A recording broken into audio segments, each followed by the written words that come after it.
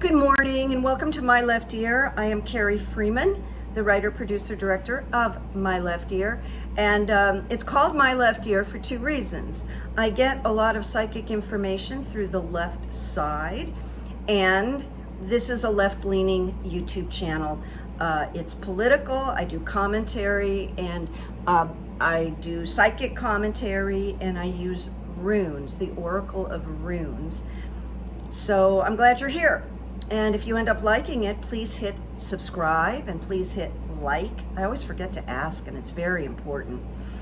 And what do I do when I'm not here? I am a change agent, meaning that I help people change, I help people achieve goals, and I've just added runes sessions to my menu, and I will put information below in description, and I will put information above in the community section.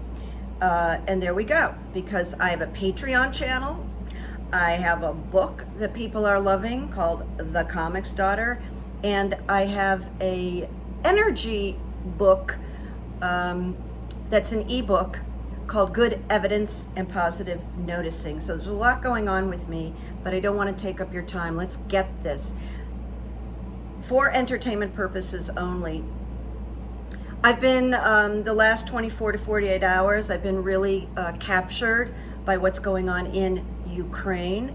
And I always want to say that I do my best with research, but I am not particularly gifted on European history and blah, blah, blah. So I'm doing my best here, and I do a lot of reading.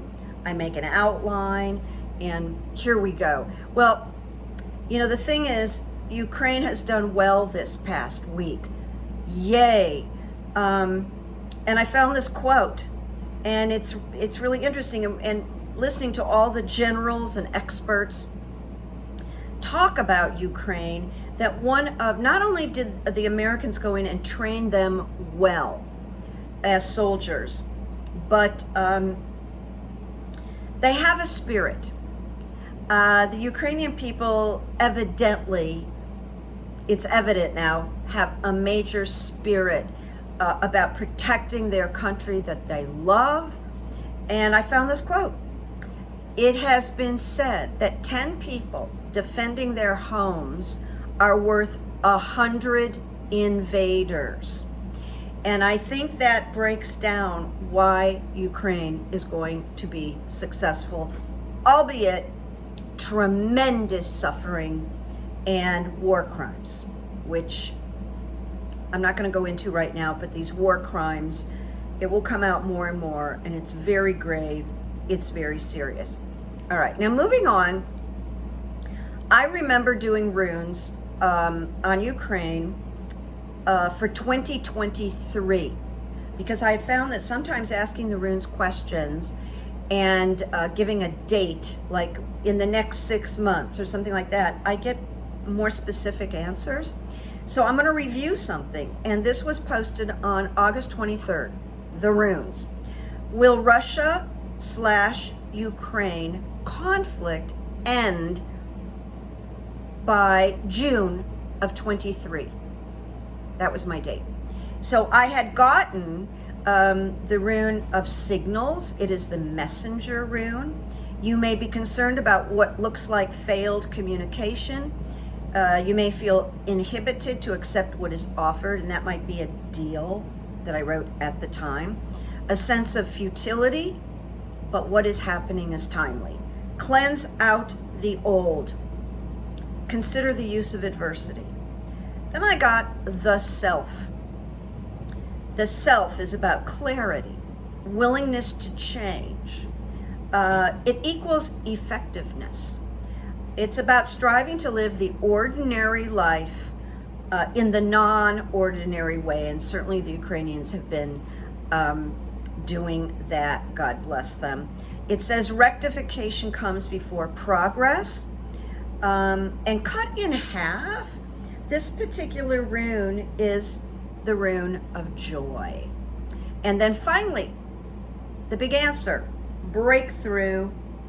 breakthrough is the final rune, and it stands for Transformation Day, a period of achievement and prosperity. The darkness is behind you. Daylight has come. That was the rune reading for Ukraine on August 23rd, and the time frame was by June of 23.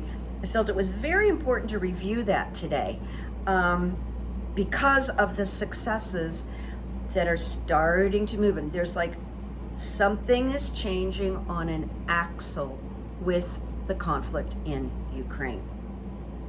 All right, so now I'm just going to talk about it some more and sort of bring together some of this stuff that's happening. And I apologize if it's, kind of like all over the place, but it's good information, okay? So Cal Perry is a very famous correspondent.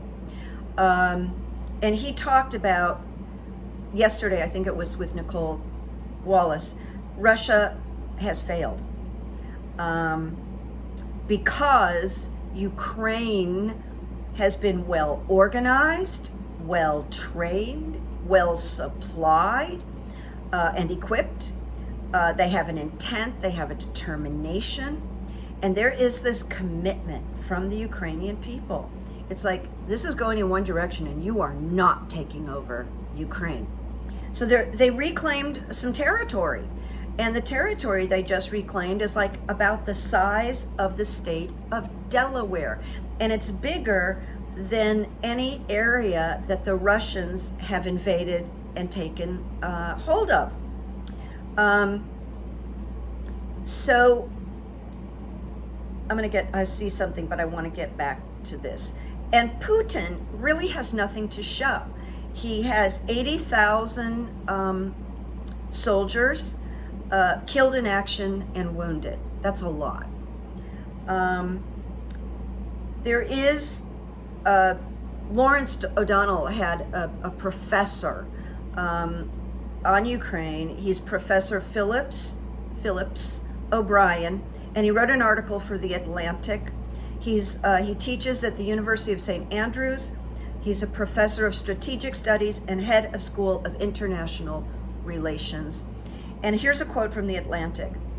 When Russian elites finally realized that Putin's imperfect project was not just a failure for him, but also a moral, political, and economic disaster for the entire country, Russia, then his claim to be the legitimate ruler of Russia melts away. This is beginning to happen. And towards the end of my reading, I threw a current rune on Putin today. Now, unfortunately, but it is the way it is, had Ukraine been helped earlier in the war with more machinery, more equipment, they'd probably be further ahead. But that is the way it is. But now they're on the offensive in the war against Russia, big time. Ukraine has a better army, better weapons, better commanders. They're more united, or they are united in a way that Russia cannot be. And they have better political leadership. So the strength of the Ukrainian nation is huge, it's big, it's bold, and now the determination is even more because they started to take back Kharkiv. So here's what I wrote. So here's what I don't completely understand, because I'm not a military person, but let me gather the gist of it for you.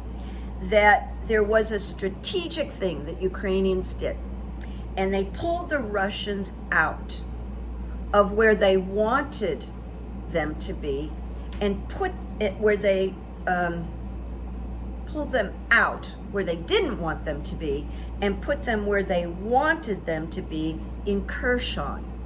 And weeks ago, you probably heard about Kherson.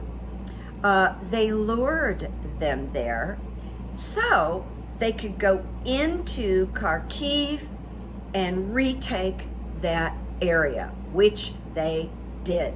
So they pulled a big fast one on the Russian soldiers. And then the Russian soldiers like fled from Kharkiv. Pretty cool, pretty smart. Manipulated them.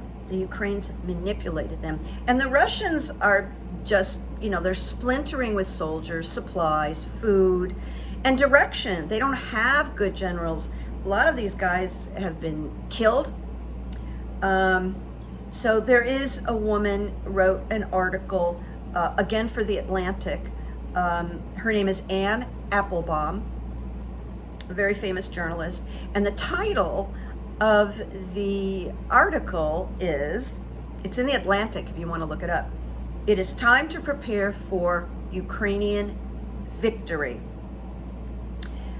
And it says Putin's mission has failed. It's a moral, political, economic disaster. There's a quote. End of Putin's regime. He staked everything on this war. He thought it could be done in 4 or 5 days. He told his people lies, and his nationalism will be undercut. They're not happy with him because Russia is suffering because of him. Now, here's the negative that, please don't freak out, but you need to be informed. I need to be informed. And this is from Admiral Saritas. If you haven't seen him on MSNBC, he's just one of the great leaders. He knows war. He knows combat. So he said that because the Ukrainians are starting to gain momentum and strength and direction, that Putin will go nuts. And he will attack all the systems. I believe it's even begun. He's going to go nuts, and he's going to try to just blanket and tear down, and it could be much worse. So Russia, it abandoned its main bastion in northeastern Ukraine on Saturday in a sudden collapse of one of the war's principal front lines after surging Ukrainian forces threatened to encircle the area in a shock advance. So that's explaining what's been happening. Now, the swift fall of Izium in Kharkiv, which is a province, was Moscow's worst defeat. This is just last Saturday. Since his troops were forced back from the capital, and it could prove a decisive turning point in this 6-month-old war. With thousands of Russian soldiers abandoning their ammunition stockpiles and equipment as they fled. So now I'm winding up on Ukraine now, except for Putin. On September 10th, Ukraine, this is reporting, Ukraine has launched the greatest counteroffensive since World War II. It has regained and liberated over 1,000 kilometers of land and cities. Ukraine is winning. Ukraine is defeating Russia, once thought to be the second most powerful military. And then finally, on the 12th, Russian front in Kherson, west of Dnipro, is set to collapse. Negotiations are underway to surrender to Ukrainian forces with all equipment intact.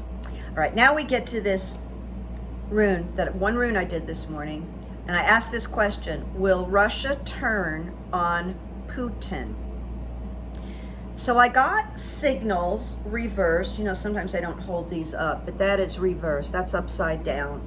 And it is concerned with failed communications, a lack of clarity and awareness in the past or the present. That would be Putin's lack of clarity and awareness. Wasted motion, the Russian army. And it talks about cleaning out the old. And that means give up and surrender. Dorothy, surrender. Then the second rune I got was Berkana, the rune of growth, and it came up reversed. It says aspects of character interfere with growth. Well, Putin has a lot of flaws, to say the least, and it's going to interfere with growth. It's going to catch up with them. You are placing your wants and needs above others. How true is that? How accurate is that? And the upshot is there is an obstacle to growth, Mr. Putin. Then the last one I got was journey, upright. And journey signals the end of a journey. So that's either the end of the war or it's the end of Putin, and he gets seized and banned, or worse. And the journey has two sides to it, which would be the Russians, the Ukrainians, and it says neutralize. This is advice for him, which he won't take. Neutralize your refusal to let right action flow, meaning this war never should have happened. It wasn't Ukraine's war. It was just Ukraine trying to hold on to their beloved country. And it says, be content to wait. And I added, wait for failure, wait for disaster, wait for your ultimate rejection, Mr. Putin. So not good for Putin, according to the runes. And then coming to the end now, this is about a Trump upcoming indictment. All right, we're waiting and we're waiting and we're waiting. And my runes keep saying yes, just like they did for Merrick Garland. Like almost a year, the runes wouldn't say anything really bad about Merrick Garland. And they were right. They're often correct. So, Washington Post. The one crime that the feds contemplate charging Trump with is obstruction. And I'm hearing this a lot. By failing to return government property, or by sending the FBI on a wild goose chase, looking for something that belongs to the government that Mr. Trump knew he had, which goes to intent, and also moving the boxes. Moving the boxes goes to intent. Now, I don't know how much you've listened to the pundits, but they all talk about intent. We have to prove intent.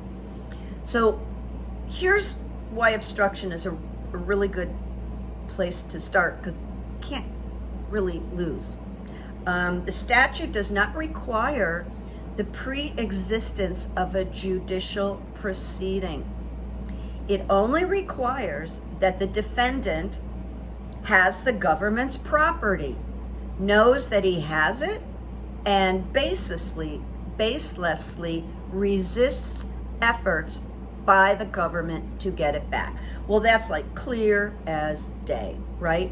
So that is available. They can do that, but it appears that Merrick Garland's team is pulling in a lot of information. Like just yesterday, 40 subpoenas were issued to Trump's inner circle.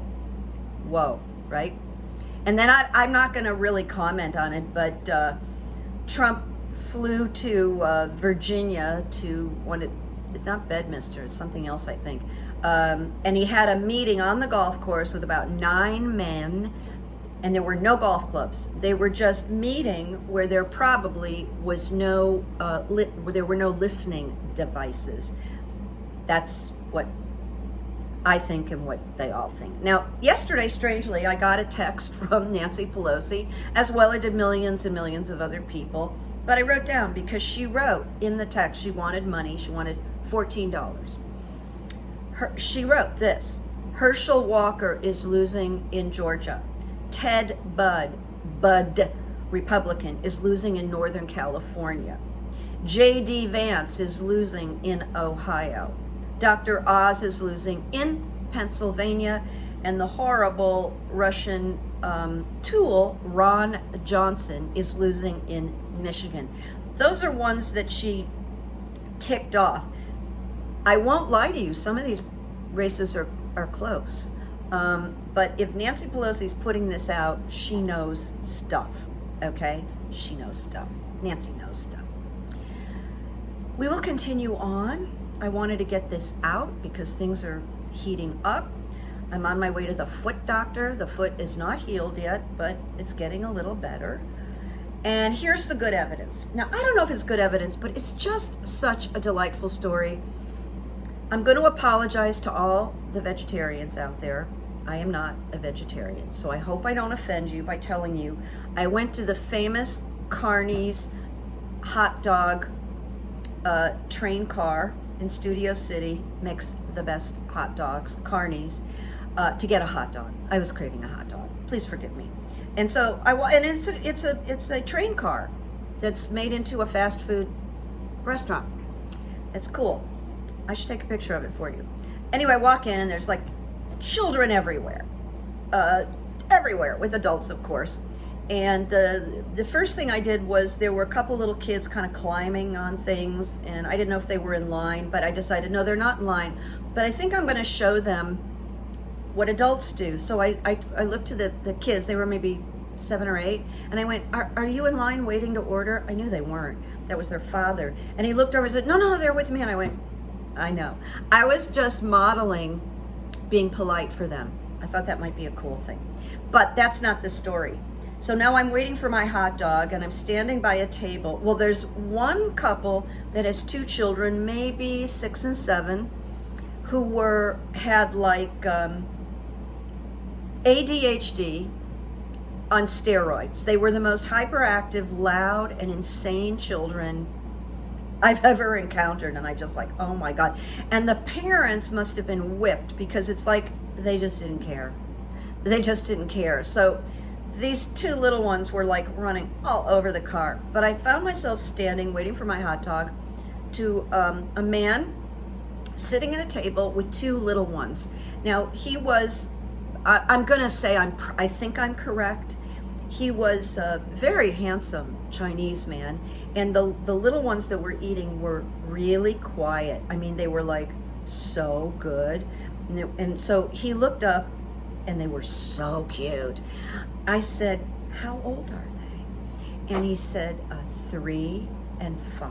And I can't tell you, they were like so well behaved. And the little 3-year-old was like eating a French fry and so I said, they're awfully cute. And this father looked up at me and he went, so hard. It's so hard. And I just went, oh my God. I said, that is hilarious. I burst out laughing. I said, because they're so cute. He said, oh no, they're a handful. I said, well, they're doing really well right now. It was just a very funny moment where this whipped father went, it's so hard. And then the little ones kind of started to interact with me. Really cute. And I believe he was telling the truth, that they were having a quiet moment, and they're like little Indians. The other thing I just want to say about like good evidence, which is a relative, I was struck yesterday because I put that picture of Prince Harry, leaning down, greeting people in London, but connecting with this beautiful dog. I think it was either a golden or a lab, and it was like the 2 of them connected, and it's on my community. It's the most beautiful picture. Speaks of grief. And a lot of you commented. Now, I do understand people that are not interested in the royals. I've never been like one of those royal watchers or besotted with them. I've always liked Prince Harry, and I'm glad he's happy and in love. I don't understand the wicked stuff about Meghan Markle. But why I'm bringing it up is that all of you had very compassionate comments. There was really only one individual that said, I'm really sorry, but I don't care about the royals, and that's okay. I wouldn't argue with that. It was very politely said, too. Everybody has an opinion, but just this outpouring of caring really touched me by all of you. You are caring. Thank you. Carrie says you're caring. And then here's one quote, because I got to get to the doctor. It's an unknown author. Accept people for who they are, but remember to place them where they belong. I'm going to repeat it. It has many implications. Accept people for who they are, but remember to place them where they belong. Ba-dum-bum. So I'll see you again soon. I'll announce my next Patreon. I'll be back at the end of the week. I expect tons of news between now and Friday. And I hope you enjoyed it. Please tell your friends. Please check out my Patreon. On the Patreon, I'm teaching the runes and telling really fun celebrity stories. Really entertaining, really fun, not nasty, ugly, gossipy, dishy. So consider my Patreon. All right, make peace, make memories. I'll see you soon. Cheers. Bye-bye.